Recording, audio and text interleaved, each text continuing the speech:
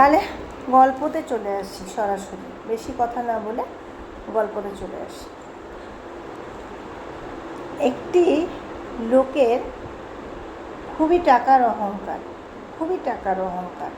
সে মনে করে তার কাছে অর্থই শ্রেষ্ঠ, এবং কি সে নিজের জন্মদাতা মা বাবাকেও অপমান করতে 2 মিনিট দ্বিধাবোধ করে না। তারই মায়ের কাছে একদিন, তা অনেক দিনের গল্প, আমি আজকে মনে পড়লো তাই ভাবলাম তোমাদের সাথে শেয়ার করি। তারই মায়ের কাছে বলছে, ওদেরকে আমার নিজের মা বলে পরিচয় দিতেও লজ্জা লাগে, ওরা নোংরা ফ্যামিলি। বেশ ভালো লাগলো শুনে। এবার বলছে, তার দিদা বলছে, হ্যাঁ রে, তোর মা বাবা ভাই বোন কেমন আছে? বলছে তখন নাতিতে দিদাকে উত্তরে দিচ্ছে, আমার নোংরা ফ্যামিলির সাথে কথা বলতে ভালো লাগে না।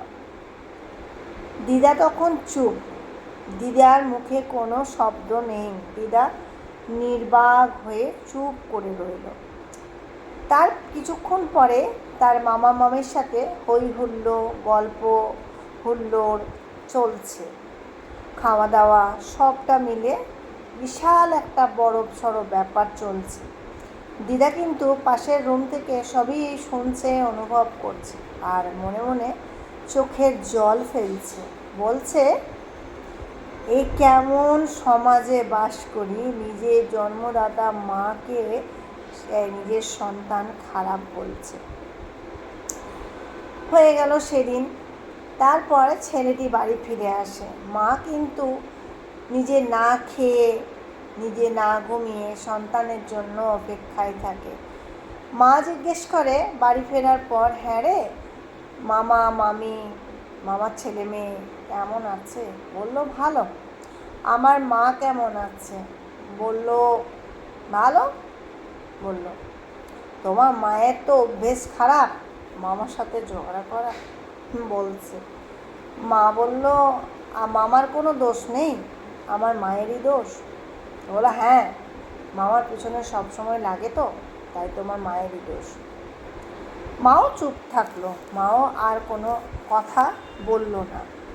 মা আর কোনো কথা না বলে মা বলল, বেশ, তাহলে হাত পা ধুয়ে নে, চেঞ্জ করে নে, খেতে দিচ্ছি, খেয়ে নে। খেলো। মা কিন্তু জানেও না যে তার মায়ের কাছে তার নিজের সন্তান এই কথা বলে এসছে। কিছুদিন যাওয়ার পর তার মা, তার ভাই তাকে বলছে, ফোন করে বলছে, মেজদি, আর তুই কয়েকদিনের জন্য মাকে নিয়ে যা, মায়ের জন্য তো আমরা কোথাও বেরোতে পারি না, আমরা একটু বেরোবো, ফ্যামিলি ট্যুরে বেরোবো। বেশ। মা বলল, আমার তো তোর বাপের বাড়ি গিয়ে থাকা হবে না, আমার বাড়িতে দিয়ে যা। তখন ভাই বলল, বেশ, তাহলে আমি কালকেই সকালবেলা দিয়ে আসবো। বেশ। মা আসবে, মেয়ে তো খুশি, ভীষণ খুশি মেয়ে। এবারে মেয়ে খুশি। মা ঠিক সকাল 10টায় গাড়ি করে ছেলে বউ মিলে মাকে ননদের বাড়িতে ছাড়তে এলো, বোনের বাড়িতে। মাকে ছেড়ে দিল।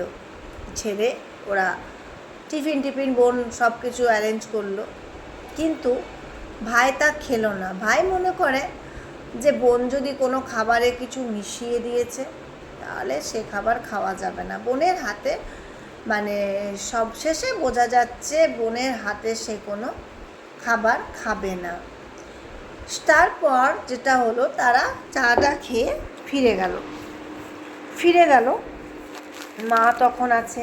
মাকে শাড়ি টাড়ি চেঞ্জ করিয়ে মা মেয়েতে কথা বলতে বলতে দিদা বলে, আমায় জানিস, একটু নারকেল তেল দেয় না মাখার জন্য, একটু ভালো করে খেতে দেয় না আমাকে ফ্রিজের পচা খাবার খাওয়ায়। এইভাবে মায়ের আর মেয়ের কথোপকথন চলছে, কথা চলছে। মা কিন্তু ভেতরে ভেতরে কাঁদছে। মেয়ে কথা শুনে কি আর থাকতে পারে?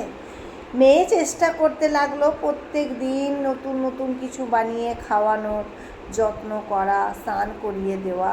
কেননা তখন মানুষটা প্রায় 80, 85, 90-এর কাছাকাছি তখন তার বয়স। সে যে কোনো সময় স্বর্গলাপের দিকে এগিয়ে যাচ্ছে, মানে তার অন্তিম যাত্রার দিকে একটু একটু করে এগিয়ে যাচ্ছে। যে তাকে কখন চলে যেতে হবে সে কিন্তু নিজেও জানে না।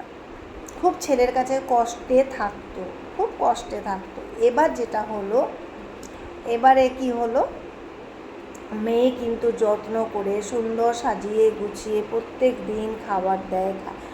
তখন একদিন মা মেয়েকে বলছে, জানিস তোর ছেলে কিছুদিন আগে গেছিল, যখন জিজ্ঞেস করলাম যে তোর মা কেমন আছে, তো উত্তরে কি দিল জানিস?